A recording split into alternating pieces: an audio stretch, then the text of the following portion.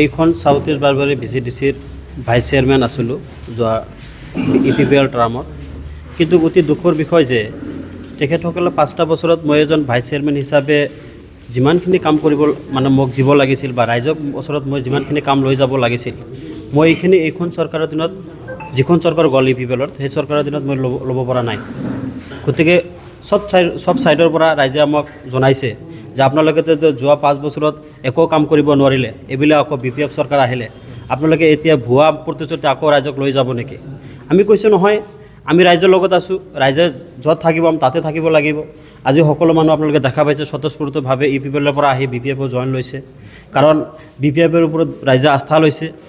তেওঁলোকে যোৱা 17 বছৰত যি কাম কৰিছে তেওঁলোকে ভালেখিনি কাম কৰিছে। এতিয়া আমি বিৰোধী থাকিলে কিছুমান কথা আমি ক'ব লগা হয়, তেতিয়া আমি ৰাইজক বুজাবলৈ চেষ্টা কৰিছিলোঁ, কিন্তু এতিয়াতো আমি ৰাইজক আৰু বুজাব নোৱাৰিম, কাৰণ ৰাইজে আমাতকৈ বেছি বুজিলে, কাৰণ ৰাইজে আমাতকৈ আগত BPFত জইন ল'লে। আমি এতিয়া আমাৰ লেটহে হ'ল, আমাৰ পলম হ'ল। গতিকে মই ৰাইজকো মানে অনুৰোধ জনাইছোঁ, আপোনালোকে আহক বা আপোনালোকে গৈছে যদি যিবিলাকে গৈছে সেইটো আমি ভালেই পাইছোঁ। আমি BPFত থাকি একেলগত কাম কৰিম, যাতে আমি EPPLত থাকোঁতে যিবিলাক ভুৱা প্ৰতিশ্ৰুতি দিছিলোঁ যাতে এনেকুৱা যাতে আমাৰ নহয়। আমি BPFৰ থ্ৰুদি যাতে ভাল প্ৰতিশ্ৰুতিবিলাক ৰাইজৰ ওচৰলৈ লৈ ৰাইজক যাতে আৰু আকৰ্ষণ কৰি আমি আকৌ যাতে আৰু BPF দলটো যাতে আৰু ষ্ট্ৰং কৰিব পাৰোঁ। BPFটো এনেই ষ্ট্ৰং আছে, আজি আপোনালোকে চালে গম পাব। BTC বুলি ক'লে ইয়াত আৰু বেলেগ কোনো ৰিজনেল পাৰ্টি মই দেখা নাপাওঁ। মোৰ বয়সটো ইমান বেছি হোৱা নাই, তথাপি আমি অনুভৱ কৰিব পাৰিছোঁ যে BTCত আৰু কোনো ৰিজনেল পাৰ্টি BPFৰ নিচিনা নাই।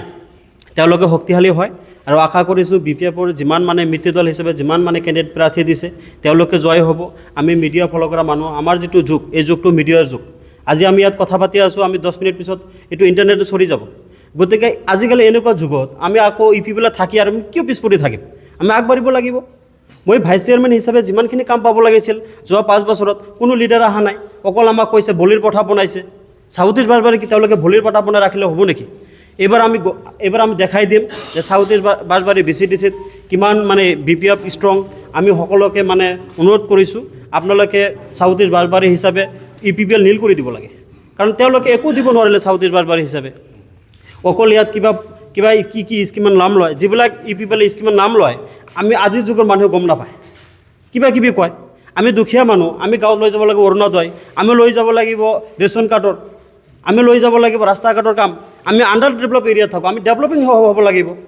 তেওঁলোকে যিবিলাক কথা কয় আজিৰ যুগৰ মানুহে এইবিলাক মানে নেটত চাৰ্চ কৰি নাপায়। গতিকে আমি ভালেই পাইছোঁ, আমি নিজৰ স্বতঃস্ফূৰ্তভাৱে EPPLৰ পৰা আহি BPFত জইন লৈছোঁ। আশা কৰিছোঁ যাতে BPFত মানে আহি যাতে EPPLত দিয়া কথাবিলাক যাতে আমি BPFৰ পৰা যাতে আমি পূৰণ কৰিব পাৰোঁ। আপোনাৰ প্ৰাইমাৰীৰ পৰা কিমানজন আহিলে যে যোগদান কৰিব? মই জনা হিচাপত আমাৰ প্ৰাইমাৰী প্ৰেচিডেণ্ট আমি এটা বহিছিলোঁ, আলোচনা কৰিছোঁ। প্ৰায় আমি গম পালোঁ EPPL হিচাপে আমাৰ ইয়াত 3,500 মান মানুহ আছিল EPPLৰ আমি টাৰ্গেট কৰা, কিন্তু আমি 3,500 ভোট পোৱা নাই। মিছা কথা কৈতো লাভ নাই। আমি ইয়াত ভোট কিমান পাইছিলোঁ? আমি হাইষ্ট ভোট পালে 1500, 2000 এনেকুৱাহে পাইছিলোঁ আমাৰ প্ৰাইমাৰীত। কিন্তু আমি আশা কৰিছোঁ প্ৰায় আমাৰ যিটো টাৰ্গেট প্ৰাইমাৰী হিচাপে 1500, সেইটো অলৰেডি মানে আমাৰ 1000 ক্ৰছ হৈ গ'ল। আৰু যিখিনি আছে আমাৰ প্ৰাইমাৰীৰ চেষ্টাত মই আছোঁ আৰু আমাৰ যিটো টীম বনাইছোঁ, টীমটো আমি এইকেইদিন আশা কৰিছোঁ এইকেইদিনৰ ভিতৰত আমি EPPL নোহোৱা কৰি দিম এইখন VCDCত।